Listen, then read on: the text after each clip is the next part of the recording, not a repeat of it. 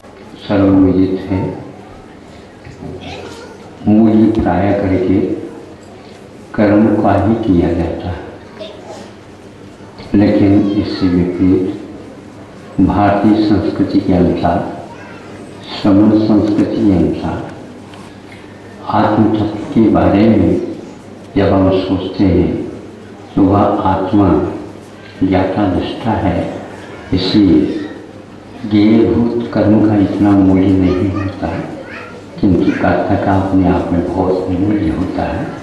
ज्ञेय महत्वपूर्ण नहीं, ज्ञेय की समीक्षा आदि आदि की जाती है, ज्ञाता के अभाव में ज्ञेय का कोई मूल्य नहीं होता।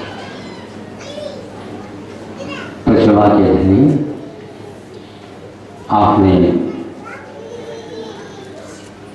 ज्ञान का परिचय दिया, ज्ञेय का परिचय दिया। गुरुदेव ने भारत के, चूंकि वो गृह शास्त्र में लिखे थे, घर में रहते थे उस समय,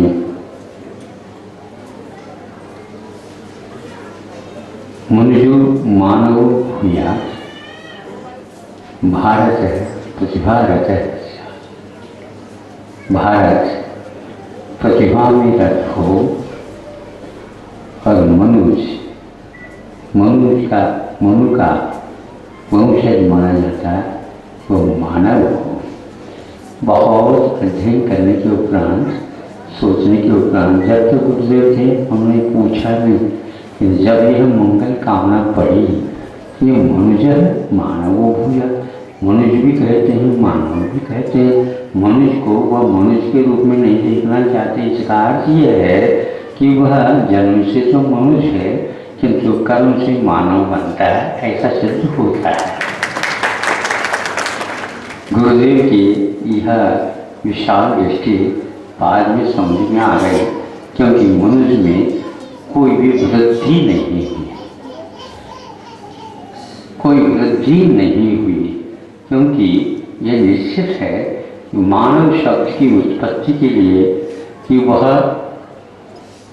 कैसी उत्पन्न होती है, तो मैंने यही कहा है कि वह मनुष्य जब मानव बनता है तो वह निश्चित रूप से जो माँ में अ है वह माँ बन जाता है। माँ बनने का अर्थ विकास का प्रतीक होता है, इसलिए मैं मनुष्य को मानव के रूप में देखना चाहता हूँ और भारत को प्रतिभा में रत देखना चाहता हूँ। यह ज्ञेय में रत न हो, ज्ञान में और दर्शन में, आत्मा में लीन रहने की परंपरा भारतवर्ष की है। इसलिए ये बहुत योग मिलता है तब इस प्रकार, क्योंकि पहले ही हमने कहा था शब्द को ब्रह्मा का भी रूप दिया गया है, इसलिए ये शब्द ही एक ऐसा अथवा संकेत ही एक ऐसा पदार्थ है जिसके माध्यम से वह बाहर से भीतर जाने का रास्ता भी ढूंढ लेता है। ध्यान रहे, आप सुन रहे हैं, ध्वनि आपके कानों में जा रही है।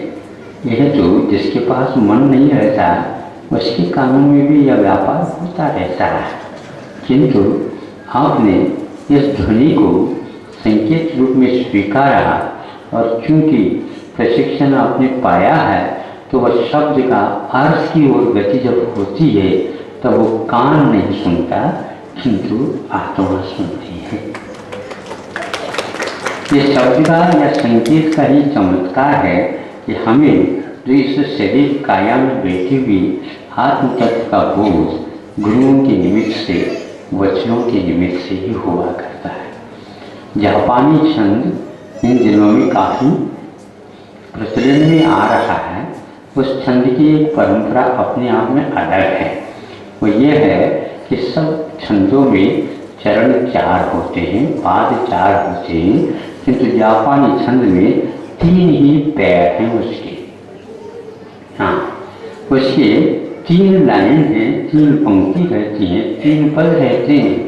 ये भी अपने आप में बहुत महत्वपूर्ण है।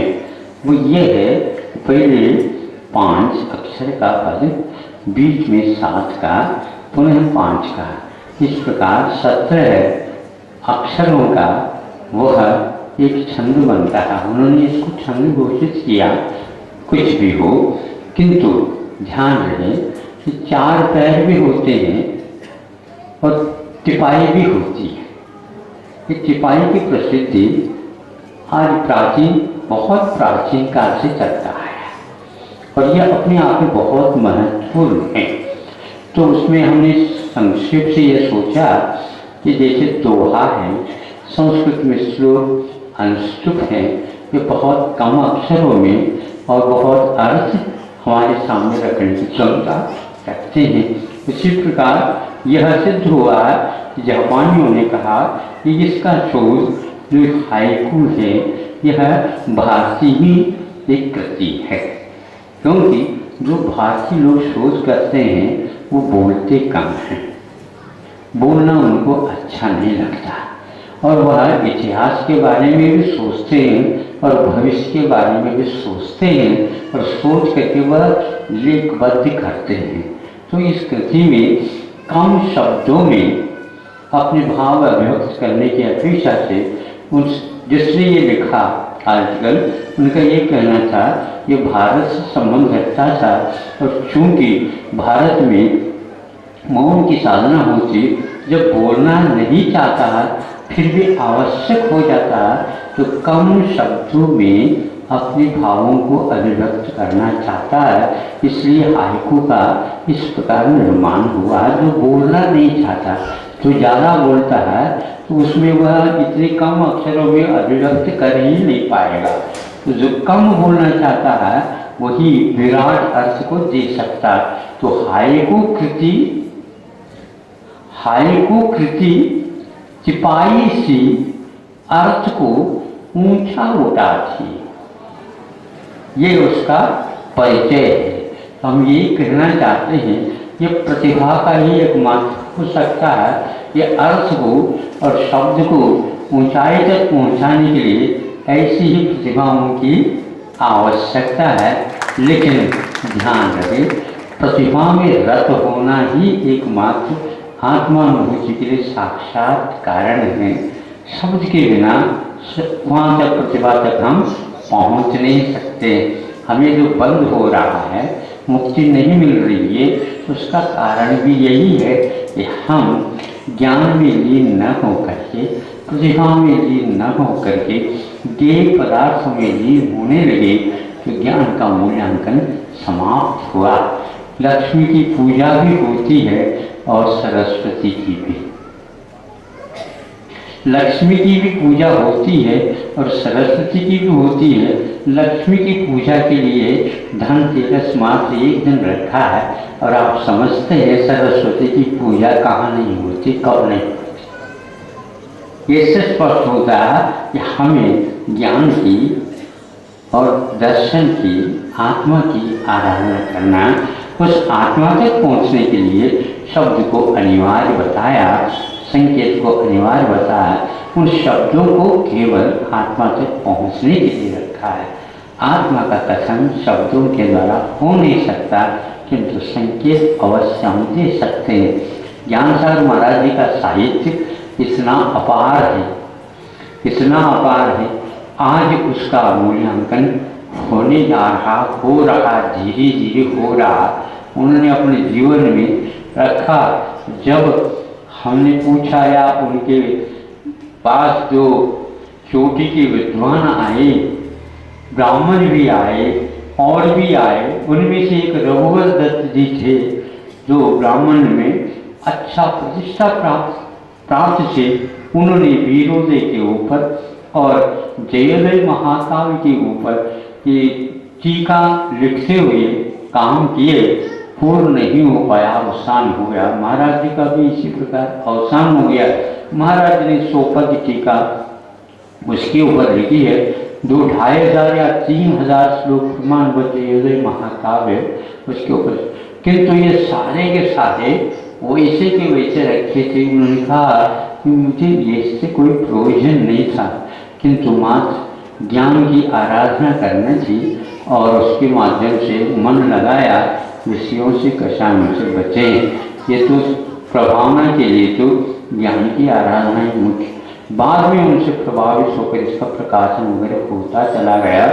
तो इसी साहित्यकार और अध्येता लोग इस संसार में कम नहीं है, करते जाते हैं। अपने स्वांत सुखाय एक सूत्र मिलता है कि अपने अंदर संतुष्टि, आत्मसंतुष्टि के लिए इस प्रकार पढ़ना पढ़ाना ये होता है। और ऐसा ही कार्य विद्वानों का जीवन व्यतीत होता है। यह आत्मकथा की बात है। जब आत्मा यदि नहीं होती तो इस कथा को कोई सुनने वाला, सुनाने वाला भी कोई भी नहीं रहता। हाँ, किंतु आज विज्ञान होते हुए भी एक एक शब्द के ऊपर जब शोध किया जा रहा है, उस विराटता के बारे में परिचय हो रहा, तो वह गदगद हो जाते हैं। भारत से साहित्य इतना निकला विदेश की ओर, उसका हम कोई भी हिसाब नहीं कर सकते। सुनते हैं यहाँ जब लूट करके ले जाते थे, यहाँ का साहित्य ऊँटों के ऊपर कितने ऊँटों से वह साहित्य चला गया, इसका कोई भी हम ठिकाना नहीं बता सकते। फिर भी जो बचा है वह आज भी इस युग में कि सब लोगों की दृष्टि है कि अभी भारत के पास कितना है क्या पता। लिखा हुआ जो होता है वो क्या क्या लिखा है, उसके माध्यम से इतिहास में खुल करके आ जाता है। किस काल में किया ये तो बात अलग है, काल को पकड़ना बहुत कठिन होता है, लेकिन उस काल में जो रचा हुआ उसको संगीत को पढ़ करके बहुत कुछ कहा जा सकता है और बहुत कुछ अनुमान किया जा सकता है। जैसे पंडित जी ने कहा, हम इतिहास को कम महत्व देते हैं, इतिहास में घटित वस्तु को तो वह कह नहीं सकते, वो तो उसके लिए मूल्य देना ही पड़ेगा। तो वह काल की अपेक्षा से इतिहास को न देख करके इन प्रतिभाओं के बारे में सोचते हैं, बिल्कुल ठीक है। इतिहास स्वयं शब्द भी कह रहा है, काल की मध्य को इतिहास शब्द बता रहा है, वो तो एक प्रकार हंसी का ही बात हो जाता है। लेकिन ऐतिहासिक वस्तु क्या है, इसमें यदि हम वृद्धि कर लेते हैं तो वह अपने आप सामने आ जाता है। इतिहास को भी ऐतिहासिक बनाया जा सकता है और उसी से वो बनता है। लेकिन ये ध्यान रखना, ऐतिहासिक शब्द इतिहास से कम संबंध रखता है। उस काल में हुई जो घटना है वो बहुत महत्वपूर्ण होती है। इस प्रकार के ऐतिहासिक जो महापुरुष हुए हैं, उनको हम इन लेखों के माध्यम से और साहित्य के माध्यम से और इन संकेतों के माध्यम से उनकी महानता को देख करके उनके प्रति पवित्र भाव और आदर्श भाव, बहुमान के भाव उत्पन्न होते हैं। तो यह मृगमरी जगह से बचने के लिए एक बहुत बड़ा साधन है। हमें भविष्य की आराधना नहीं करना, भविष्य की आराधना नहीं करना, भविष्य को जन्म देने वाला तो वर्तमान की आराधना करना। और वर्तमान में आराधना तभी हो सकती है जो महापुरुष पहले चले गए हैं, उनको याद करना। इस प्रकार त्रैकालिक उनके स्मरणिका और आज वर्तमान साधना और भविष्य के बारे में कोई इच्छा के बिना हम कार्य करेंगे, करना चाहिए। इन्हीं बातों के साथ गुरुदेव को याद करते हुए, और ये भी बनारस में ही अपने गुरुदेव बहुत काल रह करके ईश्वर की आराधना करके फिर बाद में साहित्य का सृजन किया था। उनमें हमारे लिए अंत में संबोधन मिला, उसका परिणाम ये आप देख रहे हैं।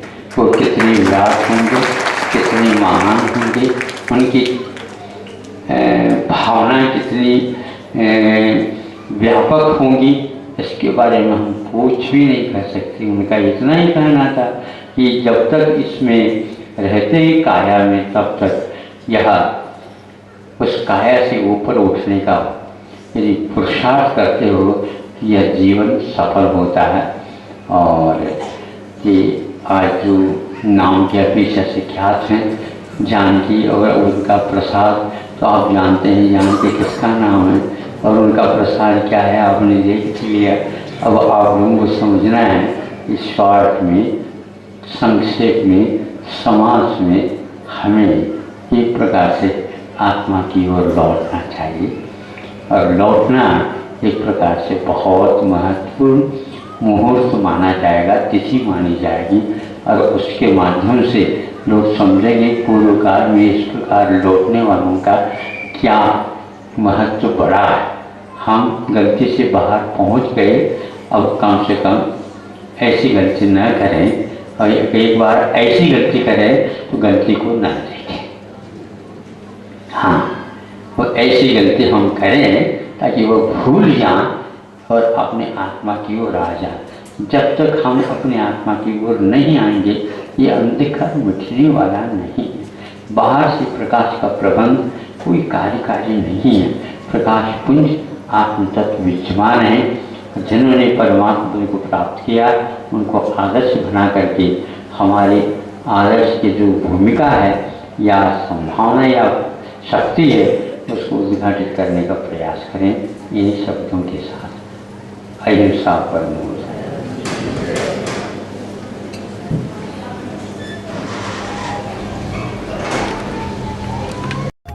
है अगर गुरुवर का सानिध्य पाना, तो विद्यासागर.गुरु पर जरूर आना।